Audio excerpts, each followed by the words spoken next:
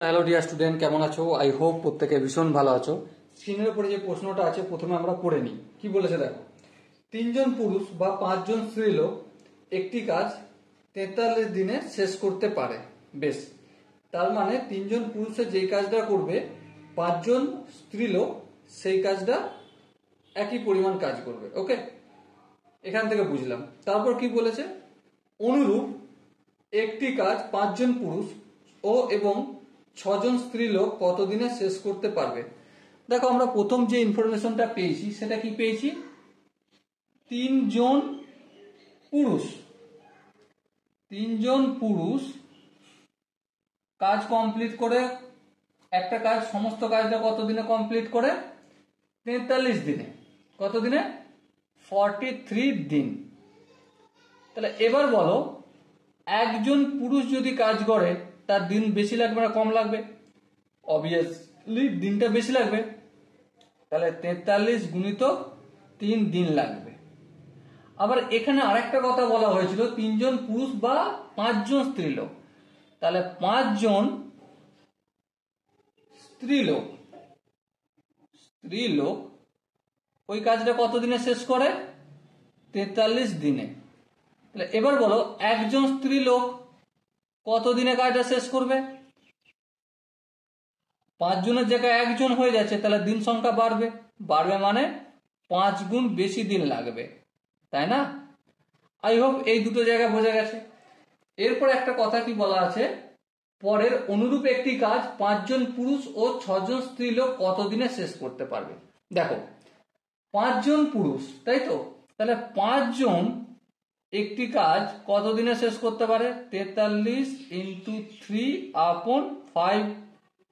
লোক সংখ্যা বাড়ছে তাই দিন সংখ্যা কমে যাবে। একইভাবে 6জন স্ত্রীলোক সমস্ত কাজটা কতদিনে শেষ করতে পারবে? মানুষ বেড়েছে সেই জন্য দিন সংখ্যা অবভিয়াসলি কমে গেল। ঠিক আছে, এবারে দেখো একটা কথা বলি, 5জন লোক এত দিনে কাজ করে এক অংশ। 43 × 3/5 দিনে কাজ করে কতটা সমস্ত কাজটা কমপ্লিট করে? এক অংশ। হ্যাঁ, ঠিক। তাহলে এবার বলো, একদিনে কতটা কাজ করবে? অবভিয়াসলি এটা উল্টে যাবে, 5/43 × 3 অংশ। একইভাবে এই 6জন স্ত্রীলোক এত দিনে বলতে 43 × 5/6 দিনে কতটা কাজ করে? এক অংশ। একদিনে কতটা কাজ করছে? উল্টে যাবে এটা, 6/43 × 5 অংশ। ওকে, এবারে 5জন পুরুষ, আমি 5জন পুরুষকে 5m লিখছি, মেন, প্লাস 6 ওমেন। এই দুজন মিলে মানে 5জন পুরুষ আর 6জন মহিলা মিলে একদিনে টোটাল কতটা কাজ করবে? একদিনে কাজ করবে, দেখো পুরুষ কতটা করছে, 5/43 × 3। এটা হচ্ছে 5জন মহিলা এই পুরুষ করছে, প্লাস 6জন মহিলা কতজন করছে? এতটা, 6/43 × 5। এই দুটো যদি এলসিএম নিই, দু জায়গায় 43 আছে তো 43 লিখতে হবে, এখানে 3টাও লিখতে হবে আর এখানে 5টাও লিখতে হবে। ঠিক আছে, এবার দেখো এই পুরোটাকে যদি 43 × 3 দিয়ে ভাগ করি তো অবশ্যই 5 থাকবে। 5কে 5 দিয়ে গুণ করলে 5 × 5 = 25। দেখো আমি এটা এলসিএম করছি, আর এক্সট্রা কিছু করছি না। ঠিক আছে, এবার দেখো 43 × 5 এইটা দিয়ে আমি 43 × 3 × 5কে যদি ভাগ করি তো আলটিমেট আমি 3 পাবো। দেখো কেটে কুটিকে দেখো 3ই পাবো। 3কে যদি 6 দিয়ে গুণ করি 3 × 6 = 18। তো আলটিমেট কত হবে? 8 আর 5-এ কত? 8 আর 5-এ 8, 9, 10, 11, 12, 13, 13, 3 হাতে থাকে 1, 1 আর 1-এ 2, 2 দিয়ে 4, 43 হলো। আর নিচে 43 × 3 × 5 অংশ।